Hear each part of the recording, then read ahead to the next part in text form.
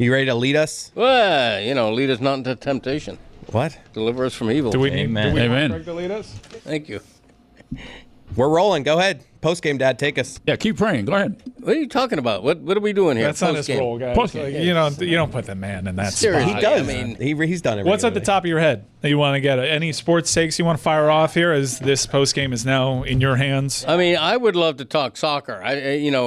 Mike, you and I are interested. Inter Miami was in a terrible 10-game slide, 9 or 10-game slide. Now they've won 2 in a row. Very impressive. Messi scored 4 goals in the last 2 games. Did you just look at your topics? No. Pick the top one? No, Okay. I think it gives fans renewed hope for the Club World Cup coming up in 2 weeks. And I'm super into the Club World Cup, and it'll be curious to see how these MLS teams that are actually in season. No, a lot of these clubs would have played like 2 weeks ago, but it is an advantage to be in season, in form, headed into that competition. I'm really excited about this competition. The prize pool suggests that teams actually have to go for it. It's not what you're used to in the summer when these teams come over to the U.S. and just do friendlies. There's something on the line here. FIFA is really pushing the clubs to take this seriously, amongst other things, because that's what they've sold.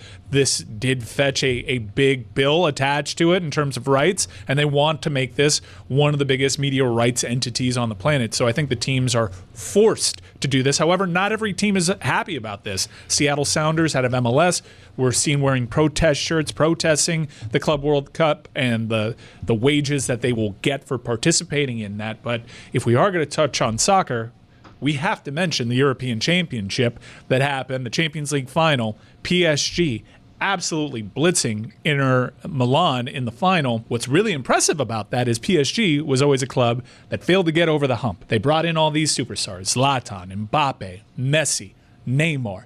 They get rid of all those names, and then they win the final. Yeah. By playing great organized team football, bringing along younger players. It's not the superstar, megastar names that you're used to, although these are very good players. But it's really funny. A year removed from losing Mbappe and having that hang over your club for years on end. You don't have Messi. You don't have Neymar. Apparently, all they needed to do was get away from these personalities and finally get over the hump and achieve the ultimate success. I heard a meme before the show comparing PSG to this OKC team. Like, they've had stars in the past, now they've gone younger, deeper, and it's just a young team. And look, the way to explain it is, well, they still have very rich ownership, but these players aren't at the level of a Kylian Mbappe, who's at the peak of his powers, Messi close to the peak of his powers, Neymar peak of his powers. In OKC, they trade away they lose Kevin Durant, but they trade away other players and they get all these pieces. They trade away Paul George and they rebuild their franchise with that. When Mbappe leaves for less than market value, when you don't get a big transfer fee there, how do you when Messi left as a free agent? They're not getting draft picks to help build their roster. They have to lean on their scouting. Now they have the ultimate resources. Their owners are very cash rich. But again, they're not in the mix because France is not looked as a great domestic league. They're not often in the mix for the best players in the world anymore. They were looked as a club that was a launchpad club that people would either go to at the end of their careers or to launchpad success for more regular competition. So to see PSG in this spot so closely removed from the likes of Neymar, Messi, and Mbappe is really impressive. In the 70-year history of this tournament, it's the first 5-goal margin ever, which is pretty darn impressive. You don't do that to Italian clubs in finals. You don't do that. Right. I watched every second of that game. I was riveted. But getting back to the Club World Cup for just a second, what fascinates me is the disparity of competition among all of these teams. Example, Inter Miami opens with a club from Egypt, which you don't think of on the World Football. Don't sleep on them. You don't, yes, because here we go.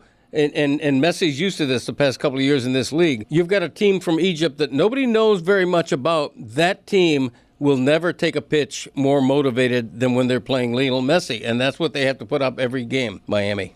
Look at that. You landed the plane. Did Good I? job. Just hit that kind of thing and we're done. Hey, that kind of thing. Thank you, Greg. All right. Thank you, everybody. All right. Now I can take this damn gum out of my mouth.